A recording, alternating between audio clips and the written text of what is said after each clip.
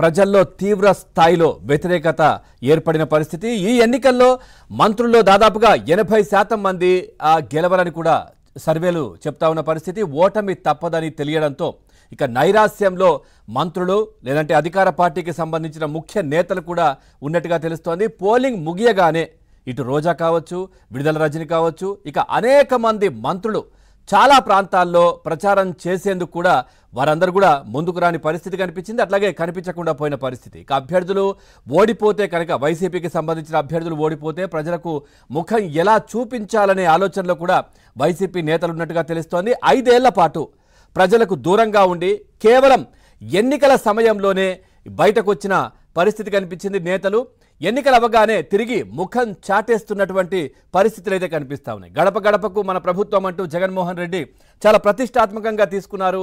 So అందరూ వైసీపీకి సంబంధించిన ఎమ్మెల్యేలు, మంత్రులు అందరూ కూడా ప్రజల దగ్గరికి వెళ్ళాలని చెప్పిన నేపథ్యంలో ఎవరు ప్రజల దగ్గరికి వెళ్ళినా మనం ఎన్నికలకు ముందు చూసాం, ఊరి పొలిమేరల వరకు కూడా తరిమి కొట్టిన పరిస్థితులు అయితే కనిపించాయి. అదేవిధంగా మంత్రులు ఈ ఎన్నికల తర్వాత, ప్రచారం తర్వాత ఎక్కడా కూడా కనిపించట్లేదు. రోజా కావచ్చు, లేదంటే ఇటు కొడాలి నాని కావచ్చు, లేదంటే వల్లభనే అందరూ, వంశీ కూడా కావచ్చు, వీళ్ళందరూ కూడా ఎక్కడా కనిపించని పరిస్థితులు, అంటే తరో దారి వెతుక్కుంటున్న పరిస్థితులు కనిపిస్తూ ఉన్నాయి. ఎన్నికల ముందు చాలా ఏదో గొప్పగా మాట్లాడినటువంటి వీరందరూ కూడా మరి ఎక్కడికి పోయారు, ఏమైంది, ఎందుకు ఈ మౌనం అనేది మాత్రం ప్రజల్లో చాలా చర్చ జరుగుతున్న పరిస్థితులు కనిపిస్తాము. ఒక్కొక్కరు మనం చూడొచ్చు, విదేశాల్లో కూడా ఇక వెళ్ళిపోయే పరిస్థితులు కనిపిస్తూ ఉన్నాయి. అదేవిధంగా ఇక ఏదైతే ఈ 5 సంవత్సరాల టర్మ్లో వాళ్ళు చేసినటువంటి పాపాలు, తప్పులు ఉంటాయో అవన్నీ కూడా సరిదిద్దుకునే ప్రయత్నాలు చేస్తున్నారు. సరిదిద్దుకోవడం అంటే ఈ నెక్స్ట్ వచ్చే గవర్నమెంట్కి అవన్నీ తెలియకుండా చేసే ప్రయత్నాలు చేస్తూ ఉన్నారు.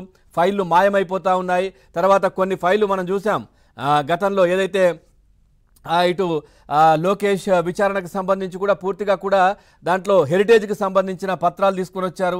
సో వాటిని కూడా తగలబెట్టిన పరిస్థితి కనిపించింది దొరకకుండా. ఈ విధంగా ఎవరికి సంబంధించిన శాఖల్లో వాళ్ళు ఏదో చేసే ప్రయత్నాలు చేస్తున్నారనే మాటలు కూడా చాలా వినిపిస్తూ ఉన్నాయి. మరి అంత సీరియస్గా తర్వాత ప్రతిపక్ష పార్టీ పైన మాట్లాడినటువంటి మంత్రులంతా ఇప్పుడు ఎక్కడికి పోయారు, ఏం చేస్తున్నారు అనేది మాత్రం ఒక చర్చ జరుగుతోంది. ఈ అంశానికి సంబంధించి మనతో మాట్లాడడానికి స్టూడియోలో ఉన్నారు డివిఎస్ గారు, రాజకీయ విశ్లేషకులు, సీనియర్ జర్నలిస్ట్ శ్రీనివాస్ గారు కూడా స్టూడియోలో ఉన్నారు. అదేవిధంగా ఇటు ముప్పల సుబ్బారావు గారు, అడ్వకేట్, రాజకీయ విశ్లేషకులు లైవ్లో ఉన్నారు. నమస్తే అండి. అట్లాగే ఉండవల్లి అనుష గారు, తెలుగుదేశం పార్టీ